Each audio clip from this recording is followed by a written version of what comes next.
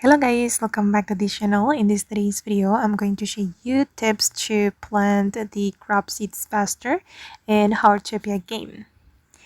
Okay, let's get into it guys. First of all, I'm going to equip the seeds. Wait, okay, for example, I'm going to plant this potato seeds. And I'm going to show you guys how you can plant faster and easier. So you need to tap and hold on the seed icon like this. Okay, and it will automatically plant multiple seeds like this. Okay, and for this one, tap and hold on it. And okay, done. I've already planted the potato seeds on all my plots.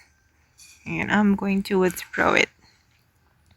Okay guys, and that's all the tips from me to plant the crop seeds faster in Heartopia game.